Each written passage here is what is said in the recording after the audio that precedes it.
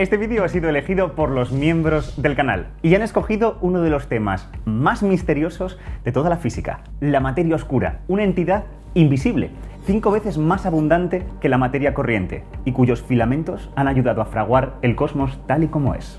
Pero, a pesar de ser tan importante, todavía no sabemos de qué está hecha. Llevamos décadas buscando a su constituyente, en el cielo nocturno, en aceleradores de partículas, en experimentos bajo tierra. Todavía no tenemos una respuesta. Así que para hoy me he propuesto un reto: poner sobre la mesa cada una de las cosas que podría ser, al menos los candidatos de los que más se habla. Se ha cometido un crimen, y estos son los sospechosos en busca y captura. Y para acompañarnos en este viaje y resolver todas nuestras dudas, contamos con unos invitados de lujo.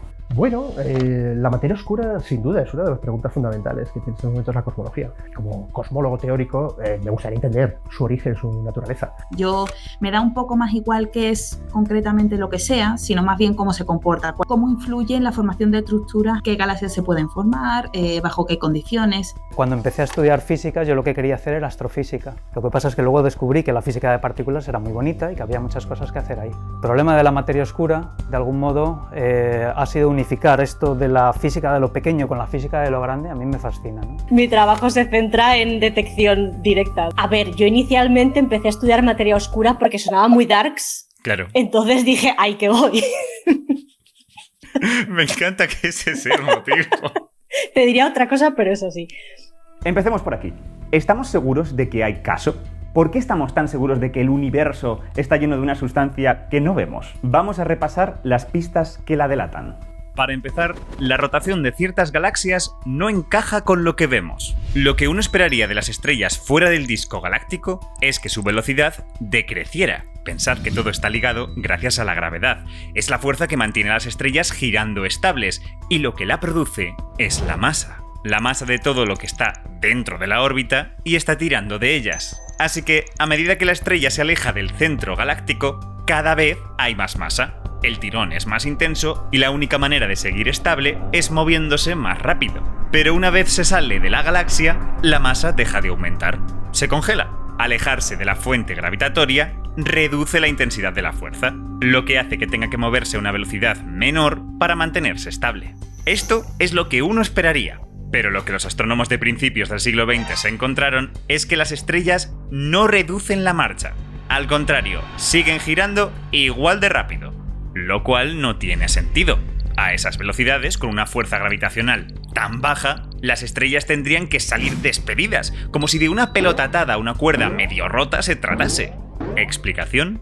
Hay una masa que no estamos viendo. Hay un halo de algo invisible que está proporcionando esa masa extra, ese tirón extra. Y como la velocidad de las estrellas se mantiene constante, ese halo tiene que tener un tamaño mayor que la galaxia. Un halo de materia oscura.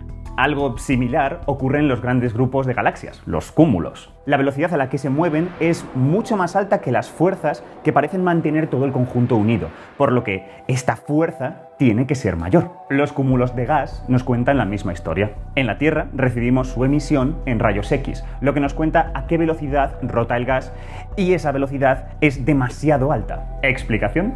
Hay un montón de materia que no vemos y que proporciona la atracción que mantiene todo estable. Más lentes gravitacionales. La materia curva el espacio-tiempo, y al hacerlo también dobla los rayos de luz que pasan alrededor de esa materia, como si fuera una lente. Ahora, cuánto de deformada está esta imagen nos revela cuánta materia ha deformado el espacio. Lo que las investigaciones muestran es que la masa de las cosas que vemos no es suficiente para contabilizar tantísima deformación. ¿Explicación? Hay una materia invisible que la está generando. Otra más, la estructura filamentosa del cosmos. Cuando simulamos en superordenadores cómo todas las galaxias se han colocado de esta forma, nos damos cuenta que con la materia ordinaria no es suficiente. El cosmos debería estar mucho más esparcido que como está ahora. ¿Explicación? Ha existido una materia invisible que, con su atracción gravitatoria, ha ayudado que, dicho mal y pronto, todo esté más juntito. La estructura del universo a gran escala está formada por grandes cúmulos, grandes vacíos y filamentos que unen estos cúmulos. Al final, la materia oscura es el precursor de esas estructuras. Son las bases que permiten que las galaxias y las estrellas que observamos hoy en día se formasen al ritmo que se han formado. Con la edad que tiene el universo a día de hoy, sin materia oscura no se habría formado lo que vemos. Por último, y mi favorito, el sonido más antiguo del universo. Cómo estaba vibrando el cosmos en sus primeros cientos de miles de años de vida. Las frecuencias predominantes en este sonido te están diciendo, entre otras cosas, de qué estaba hecho el plasma ancestral, como si del timbre de un instrumento se tratara. Que el segundo pico sea tan bajito es explicable si suponemos que en el plasma había una sustancia que se comportaba igual que la materia, pero que no interactuaba con la luz. Una materia invisible, oscura. Entonces, hay propiedades del fondo de radiación que son intrínsecas de cuando esos fotones fueron emitidos. Pero también hay otra información que es en esa propagación, desde el fondo de radiación hasta nosotros, que se encuentra con materia o con otros objetos a lo largo de su camino y ven modificadas sus propiedades. Por ejemplo, la polarización. Y también aquí volvemos a encontrarnos con que hay propiedades de esa luz que solamente se explican si además de los bariones que lucen, hay materia oscura. O sea, tenemos múltiples sondas a través del fondo de radiación sobre la presencia de esa materia oscura. Dicho todo esto, vayamos a por los candidatos. Empecemos por lo más sencillo. ¿Y si son un montón de objetos astronómicos conocidos que sabemos que apenas emiten luz? Cosas como planetas errantes, enanas marrones o agujeros negros. Estos son los llamados objetos astrofísicos masivos de halo compacto. En sus siglas en inglés, MACHOS. Los machos están prácticamente descartados. Al ser tan compactos, generarían un efecto de lente gravitacional que ya hubiéramos detectado. Eso sí, los agujeros negros todavía podrían tener posibilidades, tal y como hablamos en otro vídeo. Materia oscura en forma de agujeros negros primordiales se lleva buscando por lentes gravitacionales, pues yo diría que 30 o 40 años. Imagínate que lo que quieres es ver el efecto de lente gravitacional del paso de un agujero negro primordial delante de una estrella lejana. Pero claro, tú no sabes si ese agujero negro ha pasado aquí delante o justo delante de la fuente, o en medio. Según dónde esté, y según la masa de este objeto, el efecto de la lente gravitacional es distinto. Entonces, en estos momentos, lo que está descartado es que hay agujeros negros con una única masa y uniformemente distribuidos. Y ahí es donde viene la incertidumbre, porque si resulta que en lugar de estar distribuidos uniformemente, tienen distintas masas y por tanto distintos periodos de amplificación de la luz, o bien están colocados a distintas distancias, o bien están formando grumos, el comportamiento es completamente distinto. Y lo que tú infieres de qué fracción del halo está formado por esos agujeros negros también. Eso es perfectamente posible en estos momentos. Aproveché y le pregunté a Juan sobre cómo podríamos observarlos. Ya estamos en el momento de poder detectar los agujeros negros primordiales. ¿Qué quiere decir esto? Tú sabes que la evolución estelar, cuando colapsa y forma un agujero negro y no una estrella de neutrones, entonces deja un remanente. Ahora nosotros sabemos, por la física fundamental, que es un poquito de discusión de Pauli, que no podemos concentrar la materia fermiónica más allá de un cierto límite. Y eso te da una masa mínima para el agujero negro. De manera que si, por la razón que sea, se midiera la fusión de dos agujeros negros y se encontrara que uno de esos agujeros negros tiene menos de una masa solar, eso no podría provenir de una evolución estelar. Seguro, 100% seguro. Otra cosa es que sea toda la materia oscura, pero al menos sabes que tiene un origen distinto de estelar. Es decir, si se vieran agujeros negros en LIGO, Virgo, Cagra, con masas menores de una masa solar, yo creo que la comunidad claramente lo reconocería. Ahora, ¿habremos visto un agujero negro de menos de una masa solar? Lo que no sabemos es si constituye toda la materia oscura. Vamos a ser cautos, esto es ciencia. El siguiente paso es pensar, vale, ¿y si el constituyente no es compacto? ¿Y si es una colección de partículas? Bueno, mirando la lista de partículas subatómicas que sabemos que existen, vemos que la cosa está difícil. Todas interactúan electromagnéticamente, no encajan con lo de ser invisible. Las únicas que no lo hacen son los neutrinos, pero incumplen otro requisito: ir lento. ¿Recordáis las simulaciones de las que hablamos antes? Bueno, para que salgan correctamente, reproduzcan el universo que vemos, la materia oscura no se puede comportar de cualquier forma. Tienen que ir muy por debajo de la velocidad de la luz. Le debe costar mucho alcanzarla. Esto es lo que se llama materia oscura fría, Cold Dark Matter en inglés. Es el CDM que forma lambda CDM, el nombre de nuestro modelo cosmológico actual. En contraste, tenemos la materia oscura caliente, formada por partículas que sí se mueven súper rápido, a velocidades relativísticas. Cuanto más rápido se mueva la partícula de materia oscura, más tardaría en frenarse y en poder formar una estructura que luego fuera la precursora de la galaxia que nosotros observamos. Necesitamos a día de hoy, con las observaciones que tenemos y con la edad que sabemos que tiene el universo, necesitamos que la materia sea al menos templada. Si puede ser fría, mejor. Los neutrinos tienen tan poquita masa que no pueden evitar ser calientes, por lo que son un candidato malísimo. Descartando todas las partículas del modelo estándar, parece que el universo les está gritando a los físicos de partículas que investiguen más a fondo, que hay algo más allá de la ortodoxia, una partícula o un conjunto de partículas nuevas que encontrar, un posible sector oscuro. Sabemos, por ejemplo, que interacciona muy poquito con la materia normal, sabemos que no tiene carga, sabemos que estuvo en el universo temprano. Ahora, con esa libertad, es cierto que el rango de modelos en el que uno puede pensar es bastante amplio. En cosmología y sobre todo en esta ciencia que no es experimental, que es observacional, tenemos que inferir de lo que observamos en realidad cuál es el comportamiento del universo. Eso requiere pues tener ideas y ser lo más original posible. Claro. Yo creo que estamos acostumbrados a que los teóricos nos inventamos modelos un poquito, nos los sacamos casi del bolsillo, del sombrero, pero hay muchos criterios, hay muchas pruebas que uno tiene que imponer a su modelo para que ese modelo sea viable. Es decir, no cualquier candidato es válido. ¿Por qué? Porque se ha observado mucho. Tenemos muchísima historia. Aquí abrimos la puerta a un montón de potenciales amigos.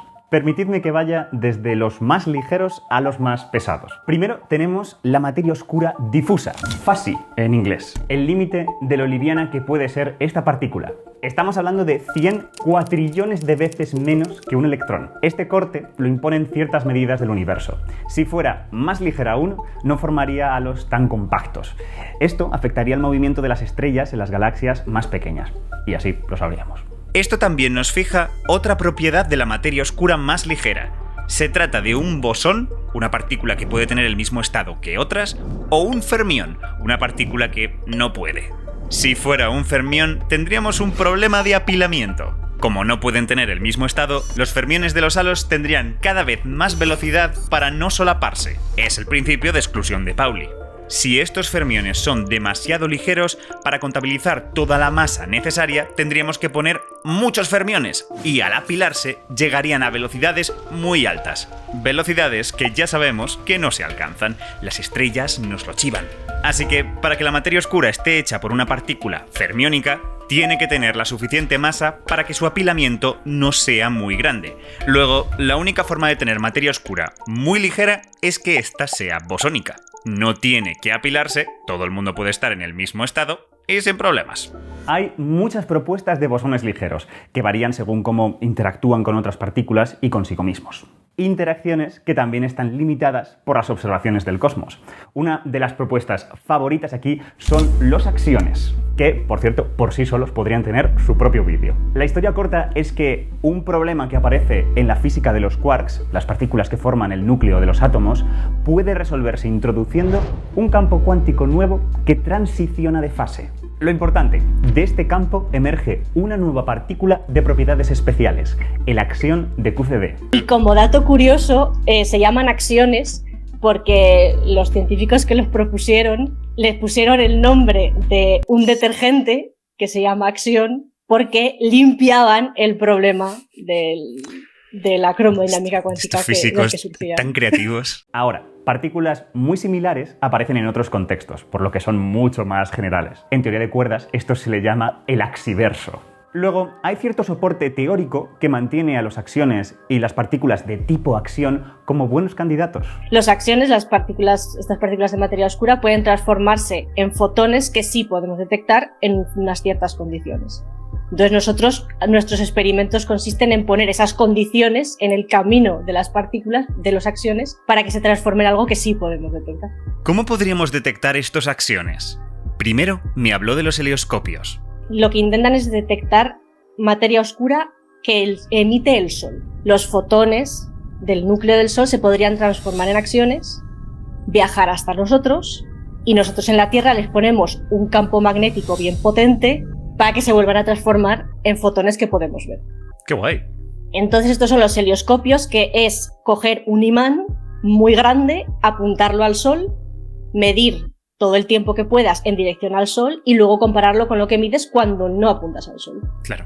Hasta ahora, el último helioscopio que está en funcionamiento se llama CAST, que estaba en el CERN. Aquí voy a aprovechar para decir que en el CERN hay más cosas que el acelerador Aparte de partículas. del LHC, vale, sí, con culpa mía también, sí, o sea, asumo parte de la culpa. Y el siguiente paso se llama JAXO, que es el International Action Observatory. Otro tipo de experimento me sorprendió mucho. Además, estos experimentos tienen un nombre muy curioso porque son experimentos de luz que atraviesa una pared. ¿Cómo? Light shining through walls. Se basa en que tú tienes un haz de fotones muy potente.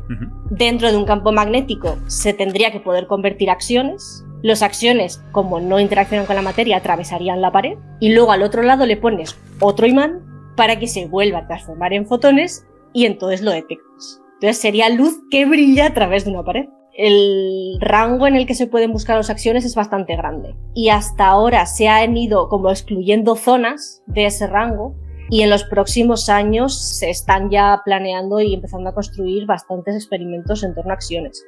Entre los muchos bosones nuevos que podrían formar la materia oscura, tengo que destacar al fotón oscuro. La idea es que el universo podría contener una especie de fuerza electromagnética número 2, con una carga eléctrica oscura. Ninguna de las partículas que conocemos tendrían esta carga, solo las que pertenecen al sector oscuro que desconocemos. Ahora, si la radiación electromagnética está compuesta por fotones, su bosón mediador, entonces esta fuerza electromagnética oscura también tiene que tener su bosón, un fotón oscuro. Dentro del mundo ligero también tenemos que mencionar a los neutrinos estériles. Hoy en día sabemos con certeza que existen 3 tipos de neutrinos, que unos pueden transmutarse en otros y que los 3 tienen masa. Muy pequeñita, pero la tienen. El por qué sigue siendo un misterio de la física de partículas. Así que, ya que tenemos 2 problemas que involucran partículas invisibles, ¿por qué no resolvemos todos de una? De esta forma, se propone la existencia de más tipos de neutrinos para arreglar el problema.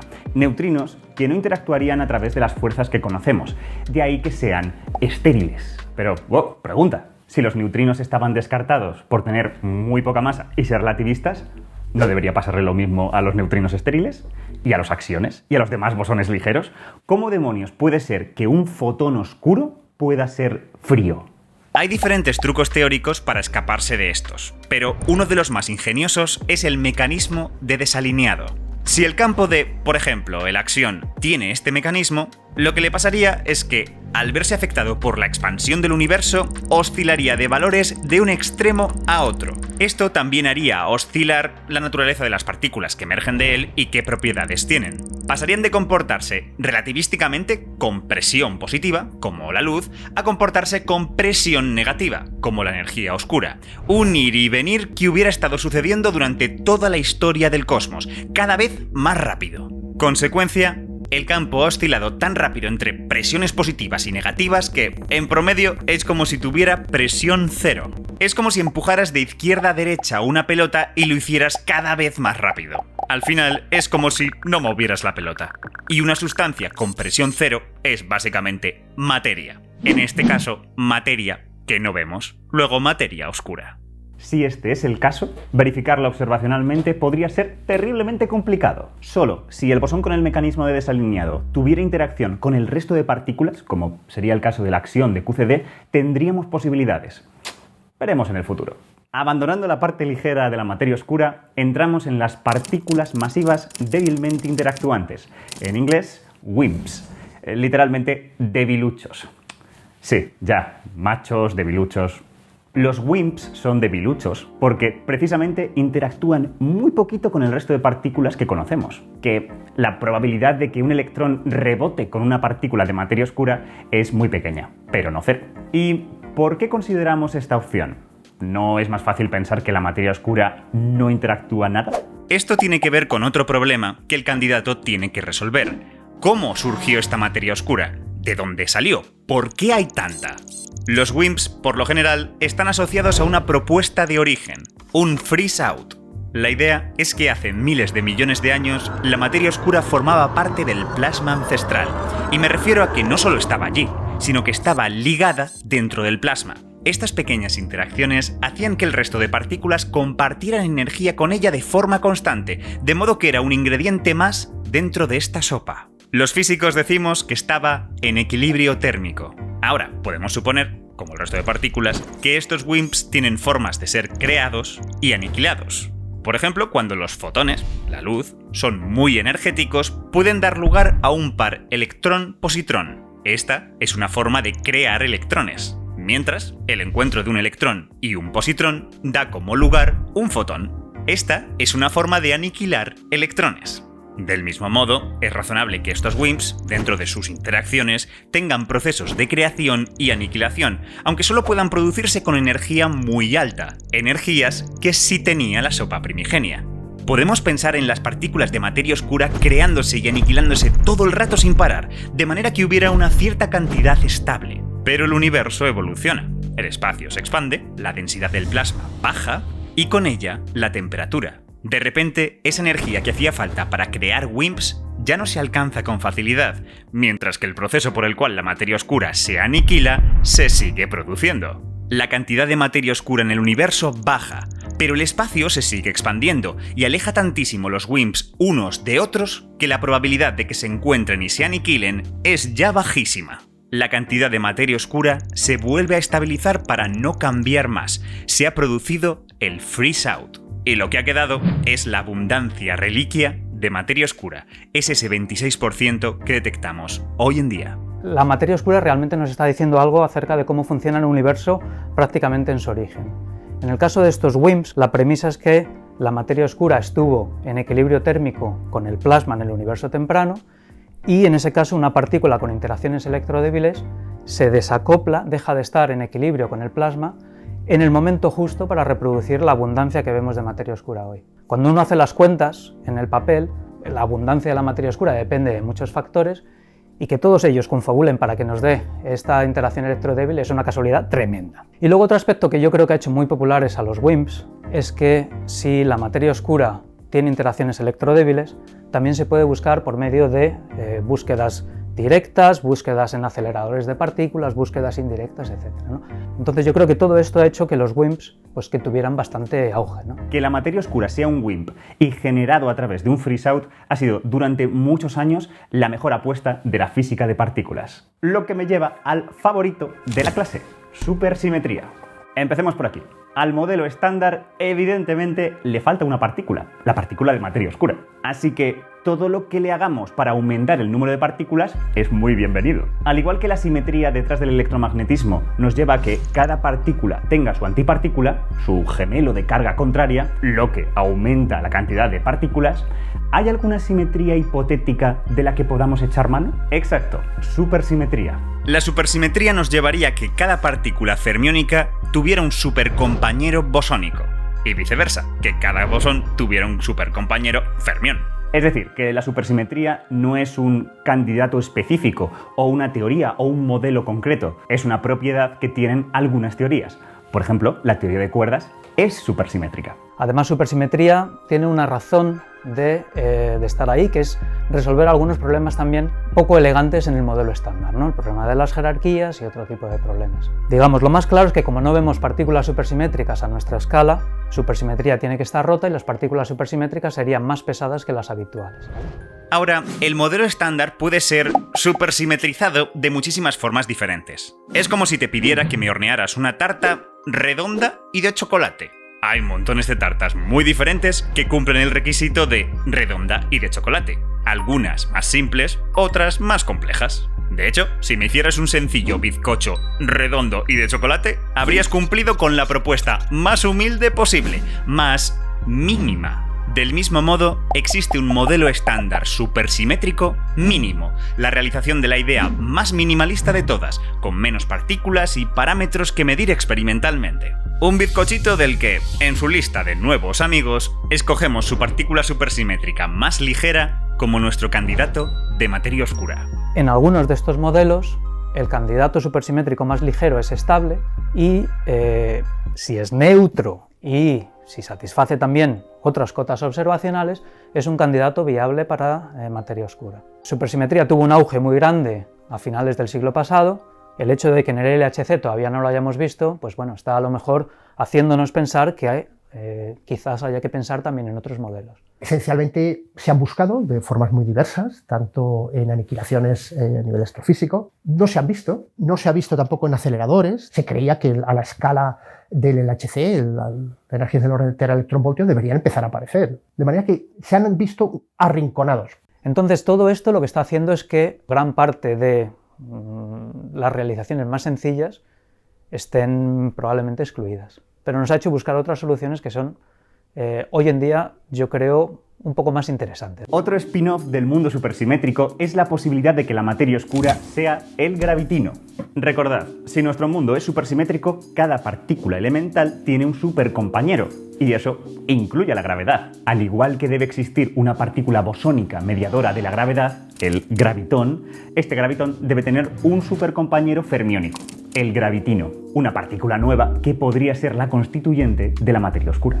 Pero esperad, este gravitino tiene un problema. No pudo estar en equilibrio térmico al inicio del universo, no pudo formar parte del plasma primigenio. La razón es que, cuando se simula, su presencia interfiere con la nucleosíntesis primordial, el momento en el que dentro del plasma se forman los primeros núcleos de helio y otros elementos ligeros. Estas cantidades están muy bien medidas, así que, sea cual sea el candidato de materia oscura que propongas, tienes que asegurarte de que no las modifican. Eso sí, el gravitino tiene una vía de escape. Y es que puede ser que la materia oscura no sea térmica, no haya estado en equilibrio con la sopa, y lo que haya pasado es que se haya creado de golpe, mucho después de la nucleosíntesis. Al irse expandiendo el universo e ir bajando la energía, se haya detonado un mecanismo que hubiera aniquilado ciertas partículas en materia oscura, o bien alguna muy pesada se haya desintegrado en ella. Esto es lo que se llama un freeze-in, y también es el fenómeno por el cual se espera que los axiones se hayan generado. Mención rápida también a los modelos de Little Higgs, Higgs pequeñito. Una vez más necesitaría un vídeo entero para explicar las motivaciones de esto, pero lo importante es que el famoso bosón de Higgs también esconde un misterio. ¿Por qué tiene la masa que tiene? ¿Por qué es tan pequeña? La propuesta de Little Higgs es, a grandes rasgos, cambiar la constitución del Higgs para obtener una respuesta natural a esta pregunta. Este cambio de naturaleza requiere añadir nuevos ingredientes al modelo estándar, lo que trae una partícula nueva que podría ser un candidato a materia oscura. Como veis en física de partículas, todo lo que sea matar varios pájaros de un tiro es muy bienvenido. Dejando por un momento las partículas, le estuve preguntando a Julia sobre cómo consiguen, para estudiar el comportamiento de la materia oscura, hacer una simulación del universo entero. Para el estudio a gran escala del universo, nosotros necesitamos tener una simulación cuanto más grande mejor. Nosotros distribuimos las partículas de materia oscura, como nos dice el fondo cósmico de microondas, que estaban distribuidas en ese momento. Okay. Introducimos nuestro marco cosmológico, en este caso lambda CDM, y básicamente lo que hacemos es darle al play e ir viendo cómo las partículas se van comportando, cómo se agrupan unas con otras, y lo que hacemos es, bueno, pues ir viendo en distintos puntos de la historia del universo cómo estaban distribuidas estas partículas de materia oscura. Nosotros somos capaces de saber las coordenadas X y Z de todas las partículas que hemos introducido en el cubo de la simulación. Cuando esta simulación acaba, nosotros corremos un código que se llama el Halo Finder, que lo que hace es buscar cúmulos de donde hay grandes puntos de densidad de partículas de materia oscura y dice, aquí hay un halo de materia oscura. Y nosotros lo que hacemos luego es introducir galaxias en esos halos de materia oscura, de acuerdo a los modelos que a día de hoy se consideran correctos. Y así es como nosotros logramos pasar de una simulación de materia oscura a una simulación de galaxias. Y luego, bueno, pasamos por ciertos filtros para contrastar esta simulación que ya tiene galaxias con las observaciones que tomamos en los telescopios. Claro. Y al hacer la comparación, podemos ver, bueno, pues esta simulación dentro de las barras de error parece que sí funciona, lo cual significa que todo el contexto teórico que hemos introducido en la simulación parece funcionar, o puede pasar algo que en mi opinión es más interesante, ¿no? Que es, no encaja nada, ¿qué está pasando aquí? ¿No? Que algo del marco teórico no funciona porque no estamos obteniendo lo que deberíamos obtener. Me parece muy ingenioso, de todas las maneras, Sí. para hacer que una simulación que evidentemente tiene que ser muy costosa, al fin y al cabo estás simulando el universo entero, ¿no? Sí. Un compromiso entre que tú quieres la simulación lo más grande posible para poder, como he dicho, evitar los problemas de las condiciones de contorno y tener un volumen muy fiable, ¿no? Un volumen muy grande y muy fiable. Un compromiso entre eso y que no quieres que tu simulación tarde 5 años en correr. Una de las decisiones que tienes que tomar es, por mucho que duela, descartar las simulaciones hidrodinámicas, que obviamente pues, son mucho más fieles porque incluyen todas las partículas y todas las fuerzas, pero esto sería imposible imposible para una simulación que quiera estudiar el universo a gran escala. Entonces, bueno, a priori podría parecer que hacer una simulación solo con partículas de materia oscura pues no es muy correcto del todo, pero todas las investigaciones han demostrado que a día de hoy, con los modelos que se conocen para introducir galaxias, de cómo se han formado las galaxias dentro de los halos de materia oscura, los modelos que nos permiten introducir galaxias dentro de los halos de materia oscura pues son bastante eficaces y bastante fieles a la realidad. Ahora, aumentemos más la masa y pasemos a por los solitones, en todas sus formas. Física de partículas básica. Las partículas elementales son excitaciones de los diferentes campos cuánticos que llenan el universo. Pero resulta que hay perturbaciones especiales de estos campos que no son estrictamente partículas. Es parte de la magia no lineal de los campos cuánticos. Una perturbación que está confinada en el espacio y no cambia en el tiempo es lo que se llama un solitón. A veces los he visto interpretados como colecciones de partículas entrelazadas cuánticamente, aunque esto no es del todo riguroso. Lo guay de los solitones es que son objetos nuevos que aparecen de los mismos campos que las partículas, y, si emergen de campos con las propiedades adecuadas, pueden ser un candidato a materia oscura. Ya en el canal hemos visto un ejemplo de solitón, las estrellas de bosones. Aunque de los solitones de los que más se habla son de las Q-balls, las bolas Q. Es decir, que estamos hablando de objetos con una masa apreciable, desde unos miligramos hasta la masa del Sol. Otro posible candidato grandecito son los nuggets de partículas. Los nuggets, no confundir con los de pollo, son fases exóticas de la materia. Al igual que un montón de moléculas de agua se mantienen pegadas formando gotas de agua, se piensa que pueden existir partículas con interacciones que los mantengan unidos en estructuras de gran tamaño. Los nuggets de quarks son los principales sospechosos, que se pueda formar materia de quarks, una especie de supernucleones de trillones de quarks pegados. Eso sí, por todo lo que sabemos sobre cómo funcionan los quarks, es bastante improbable que estos nuggets puedan formarse, por lo que se especula que podrían estar hechos de otras partículas, unos quarks oscuros con su propio pegamento, que pertenecerían en el sector oscuro. El último candidato que tengo en la manga es el más loco: dimensiones extra. La hipótesis de que el cosmos tenga más de 3 dimensiones espaciales y que nuestras partículas pueden moverse por esas direcciones nuevas. Ahora, si estas dimensiones extra estuvieran plegadas o enrolladas, como pueden estar las 2 dimensiones de la superficie de una esfera, entonces partículas que ya conocemos podrían adquirir una segunda vida. Al poder moverse de forma invisible dentro de estas dimensiones extra, las percibiríamos con más masa de lo habitual, lo que se llaman torres de Kaluza-Klein. En definitiva, candidatos nuevos a materia oscura. Ahora, hablando en términos de popularidad, esta es una de las que ahora son menos populares. Bueno, digamos, las teorías con dimensiones extra de nuevo también proponían estados con masas superiores a las partículas del modelo estándar que también podrían haberse encontrado en el LHC y tampoco lo han hecho. Quizá el modelo que a mí me parece que tenga una conexión más íntima, por lo menos con la física que conocemos, ¿de acuerdo?, es que la materia oscura se haya originado de modo parecido al que se han originado los bariones en nuestro universo, que es otro problema que no conocemos, por cierto, ¿no? Todo viene también de darse cuenta de la terrible coincidencia que es, en términos cosmológicos, que la materia oscura sea aproximadamente, la abundancia de la materia oscura sea aproximadamente del mismo orden que la abundancia de materia ordinaria. Los fotones son 10.000 millones de veces más que los bariones. Entonces, hay muchos más fotones que bariones, ¿no? ¿Y por qué no hay mucha más materia oscura que materia visible? Que es también otra coincidencia, ¿no? Entonces nos hace pensar que a lo mejor se han producido por el mismo tipo de física, ¿de acuerdo? A lo mejor ha habido una anisotropía entre partículas y antipartículas en el universo temprano que también puede ser aplicable a la materia oscura y es así como se ha generado. Hay otra posibilidad también, ¿de acuerdo? Que es que la materia oscura no sea una única componente. Pon por caso una componente de acciones, otra componente de WIMPs. Lo único que hace eso es que cada una de las componentes individuales, porque su abundancia es más pequeña, sea más difícil de observar. Por supuesto, estas dimensiones, al igual que la mayoría de cosas que hemos mencionado a lo largo de este vídeo, no se han detectado ni en aceleradores ni en observaciones astrofísicas. Lo cual, después de varias décadas de búsqueda, deja un silencio incómodo en la sala. Llevamos muchos años intentando encontrar la materia oscura. Y por ahora solo hemos conseguido descartar posibilidades. No hay una dirección clara que seguir, no hay una pista que nos confirme cuál es el buen camino. Y esto ha llevado a algunos investigadores a pensar completamente fuera de la caja. ¿Y si realmente no hubiera materia oscura? Si la materia oscura no es materia, estamos un poco despistados. nos estaríamos equivocando bastante. Determinar que no existe o que no está eso que estás buscando también es información relevante para avanzar. Es más bajona, pero es una posibilidad que contemplas, claro, sí. Esto pasa en todas las teorías científicas. Primero hay un periodo en el que se ajusta bien a tu teoría, las observaciones. Tenemos suficientes datos como para saber que hay un modelo estándar de la cosmología, bastante bien determinado, que empieza a haber diferencias entre distintas observaciones, como el Hubble Tension, ¿no? Que por alguna razón las medidas que hacemos con supernovas, las medidas que hacemos con fondo de radiación, no parecen encajar. Bueno, pues ese tipo de cosas son naturales en toda ciencia. Eso, de hecho, es un lugar de oportunidades, porque nos plantea la posibilidad de explorar en más detalle esa teoría. Entonces te preguntas, ¿no será que eso me está diciendo que la hipótesis que yo tenía de que la aceleración del universo era debido a una constante cosmológica no es cierta? A lo mejor tenemos que entender en términos de otras ideas.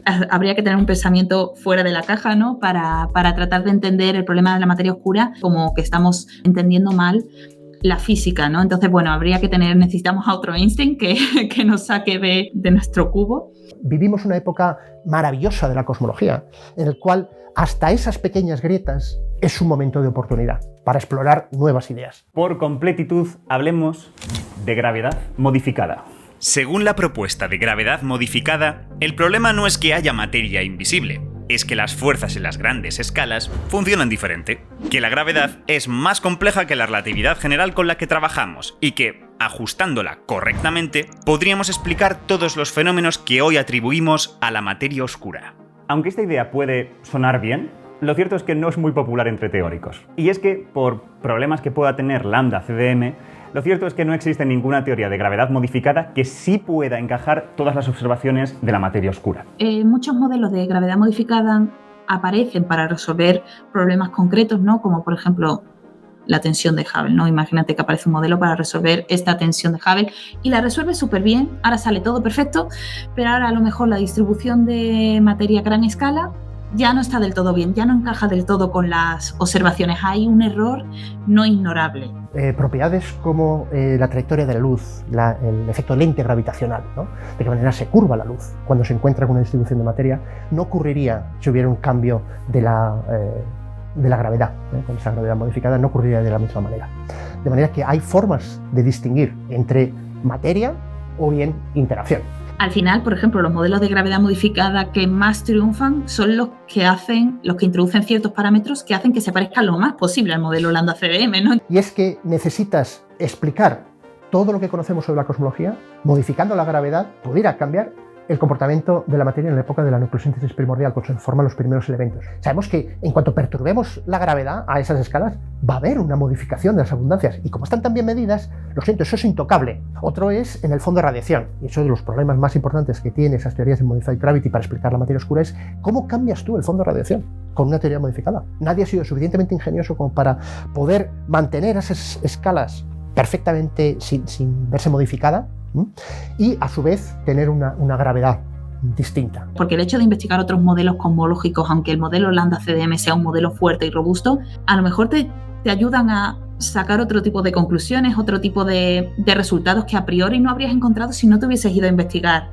ese otro modelo cosmológico. Entonces, bueno, a mí me parece bien poner a prueba el modelo lambda CDM porque en el peor de los casos se va a descubrir algo que no sabíamos. La materia oscura, la materia invisible, la materia misteriosa. Acciones, neutrinos estériles, partículas supersimétricas, solitones, agujeros negros primordiales, o tal vez se trata de algo tan inesperado que no nos vemos venir. Hay muchas suposiciones, yo lo entiendo, esto yo creo que va para largo, la verdad, yo creo que voy a acabar mi carrera, mi vida laboral y a lo mejor todavía no se ha descubierto qué es. Pero es como una pieza que lleva ahí mucho tiempo y que descubrirla y encajarla sería cerrar un poco un capítulo que lleva mucho tiempo abierto. Si uno mira a cuáles eran los grandes retos en el 80 y finales de los 80, te estoy hablando gente que acababa de probablemente demostrar concluyentemente que en nuestra galaxia estaba faltando materia. Y te ponían tres retos, ¿no? Tres cosas que no se conocían de la materia oscura. Que era, si recuerdo bien, cuánta hay, dónde está y qué es. A mí me gusta esto porque, bueno, cuando pensamos en materia oscura decimos, es que no estamos avanzando nada. Pues bueno, con respecto a estas tres preguntas del año, me parece que era 86, Por lo menos ya conocemos la respuesta a las dos primeras. Sabemos cuánta materia oscura hay. Sabemos que necesitamos un 26% en términos de la densidad de energía del universo. Entonces esa pregunta está respondida. Sabemos dónde está. Sabemos que está formando halos y sabemos que forma una estructura filamentosa en el universo, que además es la que sirve para formar la estructura filamentosa para materia ordinaria. Entonces esa pregunta también está respondida. Lo que nos falta es qué es lo que es la materia oscura, ¿no? Entonces, para mí los retos hoy en día, por supuesto, el primero es detección. Necesitamos detectar materia oscura por métodos que no sean gravitacionales. Una vez que tienes esto, y ya déjame ser completamente positivo, una vez que has detectado la materia oscura, lo siguiente es determinar sus parámetros, es decir, determinar su masa, sus acoplamientos. Necesitas una sensibilidad en los experimentos que técnicamente es complicada. Claro. Tú piensas en principios de cuando se empezaron a detectar los positrones que se detectaban en cámaras de niebla, que es un experimento que casi te puedes hacer en tu casa ahora mismo, y ves ahora la magnitud de los experimentos que se están haciendo para seguir avanzando. Claro, técnicamente es un paso de gigante.